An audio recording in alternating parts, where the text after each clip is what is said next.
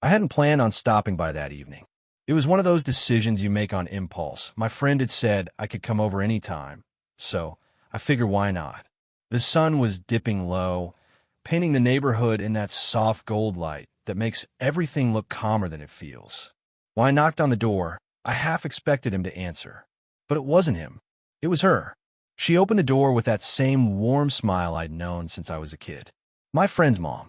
But somehow, in that light, in that moment, she didn't look the way I remembered. She looked luminous. Her hair caught the last of the sun. Her eyes glimmered with recognition, and there was a kind of quiet confidence in the way she leaned against the doorframe. "Oh," she said, surprised but not displeased. "He's not home yet." I froze for half a second, suddenly aware that maybe this had been a mistake. But before I could stammer out an apology, she tilted her head, her smile softening. "Come inside. You can wait for him." Her voice was calm, unhurried. I stepped over the threshold, and immediately her presence seemed to fill the space. The faint scent of her perfume drifted in the hallway, subtle, floral, with just enough sweetness to linger. The house was familiar, yet something about it felt different when it was just the two of us. I followed her toward the living room, my eyes tracing details I'd seen countless times before. The framed photos on the wall, the neat stack of books on the coffee table, the soft throw draped over the couch. But this time, I noticed the way her hand brushed the back of the sofa as she walked past, graceful without effort. She glanced back at me, catching me standing there awkwardly in the doorway. "You can sit, you know. I don't bite." I laughed quietly, shaking my head as I moved toward the couch. The sound of her laughter followed, light and teasing. As I sat, I realized how different this silence felt. Usually when I was here, the house buzzed with noise, my friend talking too loud, music playing in the background, doors slamming upstairs. Now, it was still, save for the distant hum of the refrigerator and the quiet rhythm of her footsteps as she moved around. She returned with a glass of water, placing it in front of me. Her fingers brushed mine briefly as I took it, a spark of warmth so subtle I almost convinced myself I imagined it. "Almost. Make yourself comfortable," she said, folding her arms lightly as she leaned against the counter. Her smile held something unreadable, not just kindness, but curiosity, as if she were seeing me in a way she hadn't before. And as I sipped from the glass, trying to steady myself, I realized something had shifted. I wasn't just waiting for my friend anymore. Something else had begun the moment she opened that door. The water glass sat cool in my hand, but it wasn't enough to steady me. The house felt too quiet, too still, and every small sound seemed amplified. The hum of the refrigerator, the faint clink of ceramic as she set her own mug on the counter. She leaned against the counter across from me, arms folded, her posture casual, but her gaze intent. She was studying me, though not in a way that made me uncomfortable. If anything, it made me aware of myself in a way I hadn't been before. "You always look so nervous around me," she said finally, a smile playing at the corner of her lips. I let out a soft laugh, though my voice cracked just slightly. "Doi." Her smile widened, amused. "You do. Don't worry, I won't bite." Her eyes narrowed playfully, the faintest glint of mischief there. "Unless you want me to." The words hung in the air, light and teasing, but they landed with more weight than she probably intended. Or maybe she did intend it. I couldn't tell. My heart skipped in my chest, and I looked down at the glass in my hands, tried to gather myself. "I guess I just don't want to say something stupid," I admitted, glancing back up. She tilted her head, her expression softening. "You'd be surprised how hard it is to actually offend me. I've heard it all." Then, almost under her breath, she added, "Besides, you're not a boy anymore. You can say what you think." Her words struck deeper than I expected. I wasn't sure if she realized what she'd just implied, but my chest tightened all the same. She reached across the counter to adjust something. The sugar jar, maybe, or a spoon left askew. As she did, her fingers brushed against my forearm. It was brief, light, but deliberate enough that it couldn't be chalked up to an accident. The warmth of her touch lingered long after she pulled her hand back. I glanced up, meeting her gaze, and found her watching me with that same knowing smile. She didn't say anything, but the silence was louder than words. "See?" she teased, breaking it finally. "Still nervous?" I laughed softly, shaking my head. "You're doing that on purpose."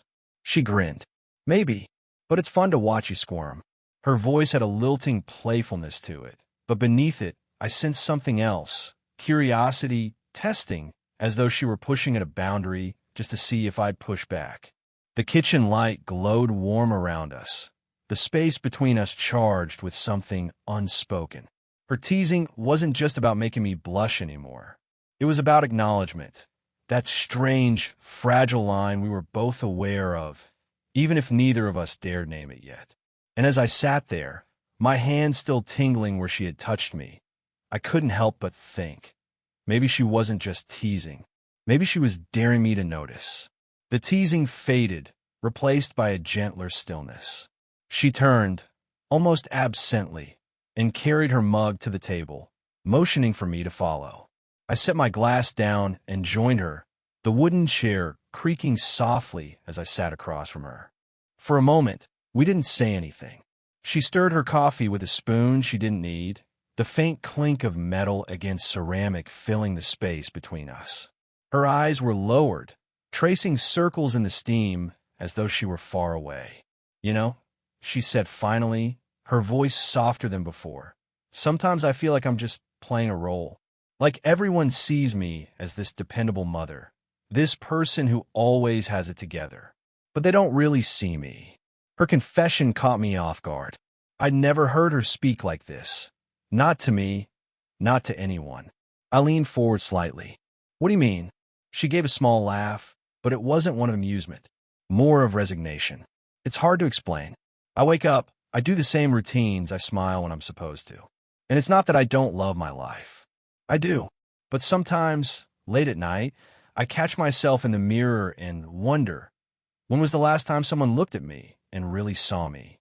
Not a mother, not a caretaker, just me." The words hung there, fragile and vulnerable.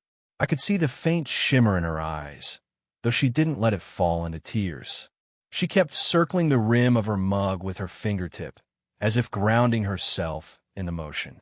I swallowed, unsure of what to say, but wanting desperately to say something that mattered.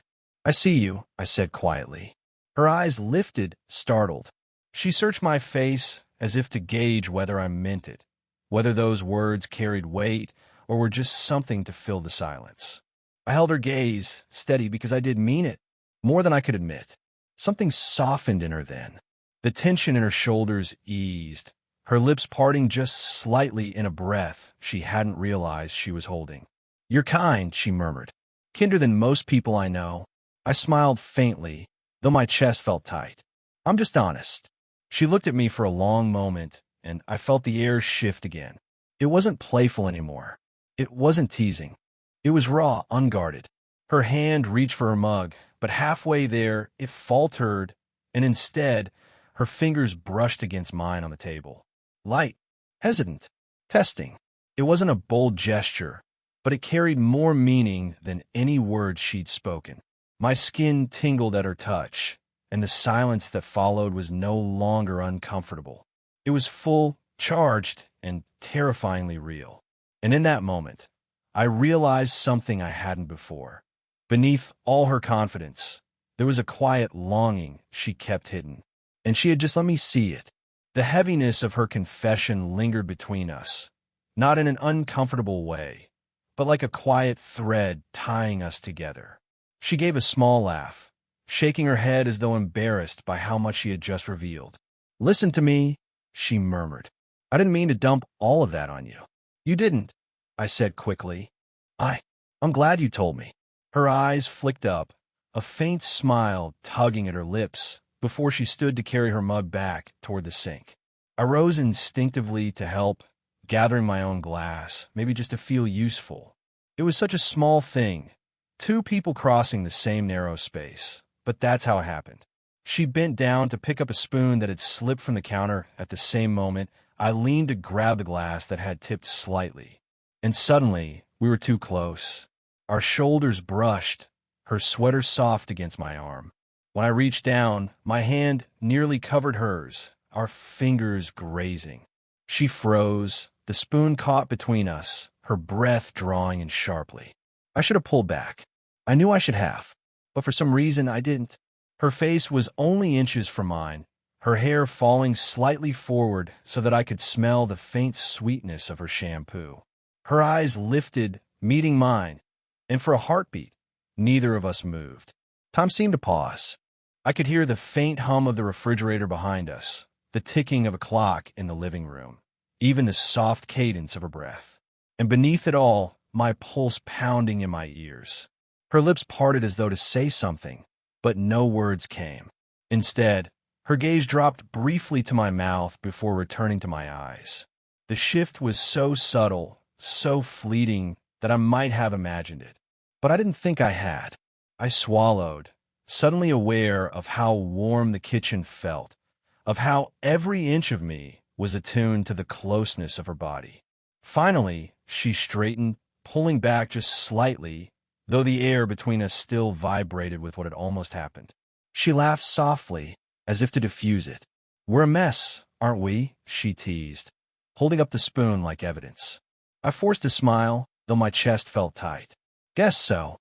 She set the spoon down, her hands lingering on the counter a moment longer than necessary, steadying herself. Her laugh was light, but her eyes betrayed her. They were still locked on me, still filled with something she couldn't quite hide anymore. The closeness had been accidental. Neither of us planned it. But in that brief collision, something unspoken had shifted again, a boundary brushed against, tested, and left trembling in its wake. And though we stepped apart, the space between us felt smaller than ever.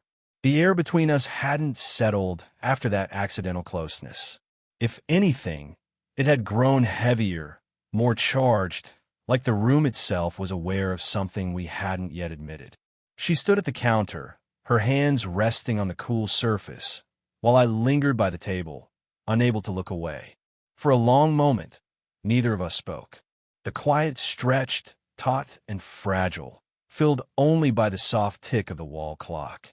When she finally turned, her gaze locked onto mine, steady, unflinching, but carrying a weight I'd never seen before. It wasn't the playful teasing from earlier. It wasn't the casual warmth I'd grown used to. It was deeper, conflicted, raw. I felt my throat tighten as she crossed the small space between us, slow and deliberate, like each step was a decision she hadn't quite made until it happened. She stopped in front of me, close enough that I could feel the faint warmth radiating from her body. Her eyes studied me, not hurriedly, but carefully, lingering on the lines of my face, the way I held myself, the nervous rise and fall of my chest. And then her hand lifted. Her fingertips grazed my cheek, feather-light at first, like she was testing the reality of it. The touch sent a shiver straight down my spine, every nerve sparking awake. She drew in a quiet breath, her lips parting as though caught between words and silence. For a heartbeat, I thought she would pull away, laugh it off, retreat behind the safe wall she usually carried. But instead, her touch lingered. Her thumb brushed just faintly along my jaw, leaving heat in its wake. "I shouldn't be doing this," she whispered, her voice unsteady, trembling with restraint. Her eyes flickered, betraying the conflict within her. The words should have broken the moment. They should have drawn a line, reminded us both of the wrongness, the danger, the impossibility. But then she leaned closer, her breath warm against my skin, her eyes never leaving mine. But I can't stop. It wasn't just a confession. It was surrender. The sound of it rippled through me, making it hard to breathe. My pulse hammered in my chest, every part of me torn between stepping back and closing the space between us completely. I didn't move. I couldn't. She lingered there, her forehead almost brushing mine, her hand still cradling my cheek. I could feel her trembling, though whether it was fear or desire, I couldn't tell. Maybe it was both. Her eyes searched mine one last time, as though asking if I understood, if I would hold this secret, if I would let her fall without judgment. And all I could do was nod, barely, silently, my own breath shallow and unsteady. The words still echoed in my head, fragile, forbidden, unstoppable. And with them, I knew nothing between us would ever be the same again. Her hand was still on my cheek, her eyes locked to mine as if neither of us could look away. The silence stretched, heavier than any words, and in that silence something inside her seemed to give way. She let out a breath, shaky but full of resolve, and then, instead of pulling back, she stepped forward. Her arms slipped around me slowly, cautiously, as if she were afraid I might recoil. But I didn't. I couldn't. The moment her body pressed softly against mine, every ounce of hesitation drained away. I froze at first, my arms hovering awkwardly at my sides. Then instinct took over. I wrapped them around her, pulling her closer until we fit against each other in a way that felt both impossibly new and strangely inevitable. Her cheek rested lightly against my chest, and I felt the steady thrum of her heartbeat. It wasn't racing, but it wasn't calm either. It matched mine, caught somewhere between restraint and surrender. The warmth of her body seeped into me, and I realized how long it had been since either of us had allowed this kind of closeness. Neither of us said a word. Words would have been too fragile, too clumsy for what we were feeling. Instead, we just stood there, wrapped in each other, letting the silence speak. I closed my eyes for a moment, breathing her in. Her perfume was faint, softened by the day, but the scent carried something unmistakably hers, floral, warm, comforting. My hand rested against the small of her back, feeling the gentle rise and fall as she breathed. She shifted slightly, tightening her arms around me, as though afraid the world might intrude and steal the moment away. That simple act, her holding me tighter, said everything she didn't dare voice. And I held her just as firmly, answering her without words, "I won't let go first." Her head tilted slightly, her hair brushing against my neck, sending tiny sparks through me. I felt her lips part as if she were about to speak, but no sound came. Instead, a soft sigh escaped, quiet but heavy with everything unsaid. I wanted to say something, anything, but I knew nothing I could utter would match the weight of what we were both feeling. So I stayed silent, letting my touch speak in ways my voice never could. It wasn't just a hug. It was confession. It was apology. It was longing pressed into the space between two people who shouldn't have been standing this close, yet couldn't bear to move apart. When she finally did ease her hold, she didn't pull away completely. Her hands lingered on my arms, her eyes rising to meet mine again. There was a question there, a plea, and something dangerously close to hope. And though neither of us said it, we both knew this wasn't just a fleeting mistake. It was the beginning of something neither of us could deny anymore. The embrace lingered longer than either of us intended, each second stretching into something eternal. When she finally eased back, her hands trailed down my arms before slipping reluctantly away. Her eyes stayed on mine, wide and unguarded, as if she were silently begging me not to misinterpret what had just passed between us. I opened my mouth to speak. I don't even know what words I might have chosen, but the sharp slam of a car door outside cut through the quiet. We both froze. Her son, my friend. The sound of footsteps crunched up the driveway, each one dragging us back into the reality we had suspended. She blinked, panic flickering across her face for the first time all evening. Her hands, still trembling slightly, dropped to her sides as she stepped back, putting space between us that felt instantly wrong. I swallowed hard, my chest tight. The kitchen, once warm with closeness, now felt too small, too suffocating. "You should," she whispered quickly, her voice breaking before she steadied it. "We should act normal." I nodded, though normal already felt impossible. The front door opened, and familiar footsteps echoed down the hall. She moved swiftly, grabbing the mug she had left on the counter, lifting it to her lips as though she'd been drinking the whole time.